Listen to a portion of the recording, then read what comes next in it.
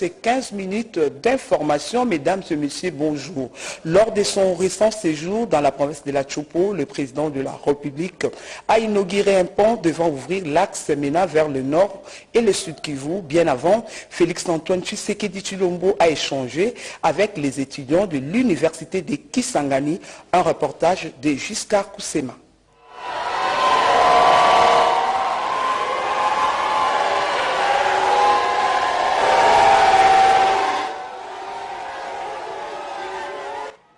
C'est une visite très attendue après la période tumultueuse qu'a traversée l'université de Kisangani. C'est grâce à l'implication personnelle du chef de l'État qui avait dépêché sur place son conseiller culturel que le calme est revenu au sein du campus.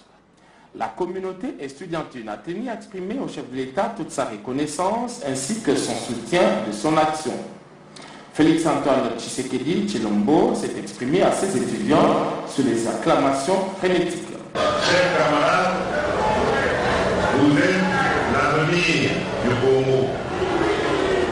Vous incarnez ce que le Congo sera demain. Voilà pourquoi, de mon côté, je n'épargnerai aucun effort pour me mettre à votre disposition et vous faciliter votre évolution. Mais en échange, je vais vous demander d'aimer votre pays, d'aimer vos compatriotes congolais et d'aimer vos responsables, de les respecter du moins. Parce que c'est grâce à eux que demain vous allez devenir de grandes dames, de grands messieurs et que vous allez pouvoir vous occuper de la République. Cette rencontre a pris la forme d'une tribune populaire. Le représentant des étudiants a présenté les cahiers des charges de toute la communauté universitaire et le chef de l'État a promis d'y répondre favorablement. Le problème qui ronge l'université de Kisangani, c'est les désaccords qui existent entre les comités de gestion et les étudiants.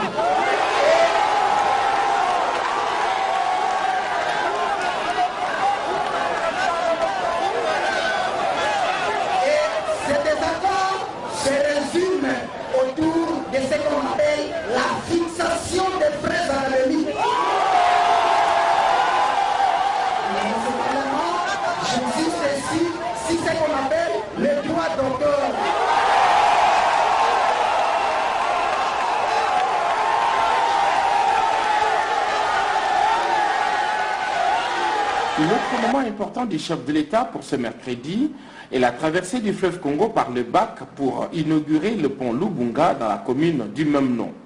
Ce n'est pas la taille de l'infrastructure qui importe, mais plutôt son importance stratégique dans les cadres de l'intégration régionale. Le directeur général de l'Office des routes s'en est expliqué. Vous avez permis que quelqu'un qui est au Congo central peut passer par lac du Tamba, arriver jusqu'ici. Quelqu'un peut quitter Kisangani, il peut passer par cet ouvrage, arriver jusqu'à du côté de Ikela et aller jusqu'à Boende et atteindre Mbandaka. Et s'il veut aller au Maïndombe, à partir de là, il descend jusqu'à Inongo et puis il arrive à Bandundu jusqu'à Kinshasa. C'est un élément important d'intégration nationale. Plusieurs routes de dessertes agricoles sont coupées à cause du manque de ce genre d'infrastructures et le chef de l'État, Félix-Antoine Tshisekedi Tshilombo, a promis de multiplier ces passerelles un peu partout pour relier in fine à toutes les provinces de la République démocratique du Congo. La journée mondiale contre le paludisme, c'était hier jeudi 25 avril. Elle a été célébrée sous le thème Zéro paludisme, je m'engage. En République démocratique du Congo, le ministre de la Santé publique, Oli Ilunga, a présidé une matinée de sensibilisation à l'Académie des Beaux-Arts ici dans la capitale. Reportage Constance Mananga. 25 avril 2019, journée mondiale de lutte contre le paludisme. Un thème retenu, zéro paludisme, je m'engage. La RDC l'a célébré sous le slogan « Je m'engage pour zéro cas de malaria dans mon ménage ». Le directeur du programme national de lutte contre le paludisme PNLP a dans son mot brossé la situation du paludisme en RDC tout en sensibilisant la population à la prévention. Des efforts ont été fournis mais les défis sont encore énormes et méritent un plaidoyer à tous les niveaux. Sanrou Asbel, principal récipiendaire du Fonds mondial qui appuie le ministère de la Santé depuis toujours dans une approche communautaire, insiste sur la gratuité des prises en charge. Je m'engage. C'est-à-dire que ici c'est un appel qu'on fait à la population pour que chacun de nous puisse s'engager dans la lutte contre le paludisme, parce que le paludisme ce n'est pas un problème médical, c'est vraiment un problème social. Lorsqu'on les considère comme un problème social, c'est-à-dire que ça concerne tout le monde. Ça ne concerne pas seulement le corps médical, mais ça concerne chaque individu, chacun au niveau des ménages, au niveau des communautés et au niveau du pays. Les ministres de la Santé publique, Oli Ilunga, qui parle des 18 000 décès dus au paludisme en 2018, sensibilisent la population. Ces chiffres sont graves et doivent nous interpeller. Nous devons prendre conscience et agir. C'est tout justement parce qu'il fallait agir urgemment contre ce fléau que le gouvernement de la République, sous le leadership de M. le Président de la République, chef de l'État, et de M. le Premier ministre, s'est engagé par le biais du ministère de la Santé dans l'accès universel aux interventions clés de lutte antipaludique pour tous les habitants de notre pays. Juste après, les ministres qu'accompagnaient ses partenaires ont visité les stands érigés à cette occasion. Le paludisme est la cause de mortalité chez les enfants de moins de 5 ans et en danger pour les femmes enceintes. Comment prévenir la malaria chez cette catégorie de la population? La réponse dans ce dossier de Constance Mananga. Le paludisme tue un enfant toutes les 2 minutes selon l'Organisation mondiale de la santé OMS. Cette maladie parasitaire causée par la piqûre des moustiques anophèles femelles dont le microbe Plasmodium falciparum, appelé dans sa croissance trophozoïde ou tropho, fait des ravages plus que catastrophiques. Elle concerne tout le monde, mais surtout les enfants de moins de 5 ans et les femmes enceintes. Quand vous arrivez dans la formation sanitaire, on vous dira que c'est le palu ou la malaria qui vient en première position. Et quand vous demanderez aussi, vous avez les décès des enfants, on vous dira oui. Et quelle est la cause? Vous allez voir que la malaria vient comme principale cause des décès chez les enfants de moins de 5 ans. Et donc nous disons, il faut rapidement lutter contre la malaria pour diminuer, réduire la mortalité. Principale cause de morbidité et de mortalité chez les moins de 5 ans, le paludisme appelé communément la malaria n'épargne aucun enfant si l'on y prend garde. À cause de la malaria, j'ai perdu mon enfant. Je suis allée avec lui à l'hôpital, on l'a examiné et on nous a prescrit les antipaludéens. Le lendemain, l'enfant a commencé à convulser. Nous avons vite couru à l'hôpital et c'était déjà trop tard. Il n'avait plus de sang et mon enfant était déjà mort. Les femmes enceintes courent d'énormes risques d'avortement, des contaminations du fœtus qui peut naître avec un faible poids. Il faut donc faire attention. Changeons de chapitre pour parler de l'Assemblée nationale où le bureau définitif a été installé. La présidente Jeanine Mabunda a à cette occasion promu de fédérer le député afin de permettre à la Chambre basse du Parlement de jouer son rôle en toute démocratie. Revivons les temps forts de cette cérémonie.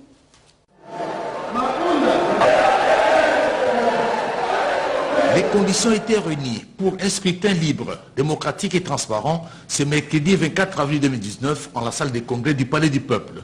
Chacun à son tour, 383 députés nationaux se sont succédés aux urnes, 6 bulletins à la main, selon qu'il s'agit du vote pour le président, premier vice-président, deuxième vice-président, rapporteur, questeur et le questeur adjoint de l'Assemblée nationale. Candidatures uniques à chaque poste certes, mais avec enjeu majeur, mesurer l'électorat face à la capacité des prétendants d'atteindre la majorité absolue par rapport au suffrage exprimé.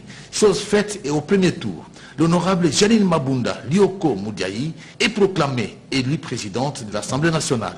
Jean-Marc Kabound Akabound, premier vice-président, Boniface Balamagé Kolo, deuxième vice-président, Célestin Moussao Kalombo Mbouyou, rapporteur, Marie-Claire Alfani Machosi, questeur, et Innocent Ignoni Varpa, questeur adjoint. Ainsi s'achève la triple mission dévolue au bureau provisoire qui dirigeait l'honorable Pierre Maloka Makoshi. Je vous remets ce marteau, symbole du pouvoir que vous exercerez sur l'Assemblée nationale conformément à la Constitution et à son règlement intérieur.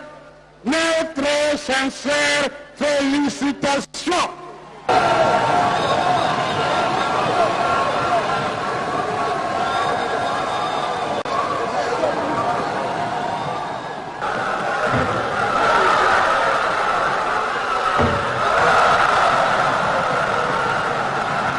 Dans ce mot de circonstance, le nouveau speaker de la Chambre basse du Parlement a exprimé sa gratitude à l'endroit de ceux qui lui ont fait confiance. L'honorable Janine Mabunda a insisté sur la pensée qui la guidera tout au long de son mandat, à savoir dans la proximité, à l'écoute du peuple. À la lumière de notre vote, je voudrais aussi profiter de cette occasion particulière pour remercier les amis de l'opposition dans la salle qui ont exercé leur devoir de député en participant à l'activité de vote avec nous. Merci, messieurs de l'opposition. Sur pied de l'article 33 du règlement d'ordre intérieur, qui assure la cohésion du bureau dans l'unité de commandement, notre travail sera axé sur le domaine législatif, sur le contrôle parlementaire, sur le réexamen du social des députés, sur la diplomatie parlementaire. S'agissant de la mise en place des autres organes, en ce qui concerne la mise en place des bureaux des commissions permanentes, leur constitution tiendra compte notamment des équilibres politiques, provinciaux, mais aussi de la représentation de la femme et des jeunes députés, sans oublier le critère de performance. S'agissant de l'approbation du programme du gouvernement, qu'au terme des dispositions des articles 91 et 90, alinéa 4 de la Constitution, c'est le gouvernement qui définit, en concertation avec le président de la République, la politique de la nation et en assume la responsabilité. C'est encore le gouvernement qui conduit la politique de la nation et en répond devant l'Assemblée nationale de coalition que nous constituons. Avec tout respect et esprit de collaboration, il revient donc aux institutions compétentes de faire la diligence voulue afin de permettre l'investiture du gouvernement avant la clôture de la présente session. Et dans ce nouveau cadre en élaboration, je rappelle que nous aimerions, nous, en tant qu'hémicycle, contribuer en mettant l'accent sur la bonne gouvernance économique et politique, la paix et la sécurité, la justice, ainsi qu'un espace plus porteur pour notre jeunesse et les femmes. Avec l'installation de ces bureaux définitifs, les matières inscrites à l'ordre du jour de la session extraordinaire inaugurale s'achèvent en même temps qu'elle se clôture et ouvre la brèche à la session ordinaire de mars 2019 qui prend fin le 15 juin prochain. Avec l'installation de différents membres de ce bureau, la députée Eugénie Tchela voit l'accélération du travail dans le sens d'investir le prochain gouvernement. On l'écoute. Très heureuse, le peuple vient encore de marquer sous le leadership du président de la République, son Excellence Félix Antoine Tshisekedi Tshilombo, dans sa grande vision pour l'UDPS et le peuple congolais. Après de longues années de lutte, l'UDPS vient avec l'élection du président haï honorable Jean-Marc Kabound comme premier vice-président au bureau définitif de l'Assemblée nationale. Je suis très fier car j'étais moi-même le point focal chargé du Kasaï central dans toutes les concertations qui ont donné ces résultats. Je formule le vœu que cet élan patriotique qui nous a conduit à ces résultats tant attendu, tant voulu et souhaité par notre peuple, puisse être privilégié par les uns et les autres en facilitant la tâche au président de la République pour la mise en place du reste des institutions tant attendues par notre peuple.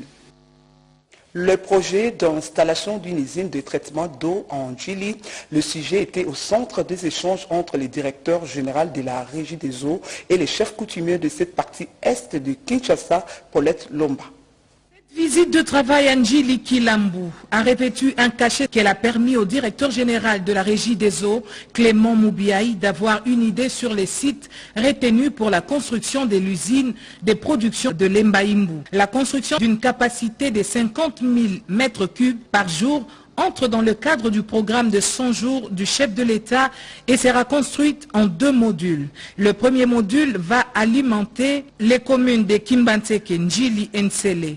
Et c'est le 20 mai 2019, date retenue pour la pose de la première pierre par le chef de l'État. Aujourd'hui, nous arrivons à un point culminant qui est la réalisation de ces travaux. Je leur demande qu'ils prennent ces travaux comme leurs propres travaux. Les autres qui viendront derrière, qu'ils se mettent debout, qu'ils soient des sentinelles. Ces travaux, dont le coût global est de 67 millions de dollars, seront exécutés par le partenaire sud-coréen. Le deuxième module, par contre, va desservir en eau potable les populations de Matete, Kisenso et les campus de l'université de Kinshasa. Une occasion pour le DG Moubiaï de s'entretenir avec le chef coutumier. Nous venons ici spécialement pour eux, pour leur dire, nous voulons d'ici là que nous puissions nous entendre pour que le travail se fasse ici avec beaucoup d'entente, avec beaucoup de fraternité dans l'intérêt de nous tous. En toile de fond, harmoniser le point de vue, la Régie des eaux ne donnera pas seulement de l'eau potable aux compatriotes de cette partie de la ville, mais elle va permettre aussi l'accélération du développement dans cette partie du territoire national. C'est la fin de ce journal. Merci de l'avoir suivi. Les prochains, c'est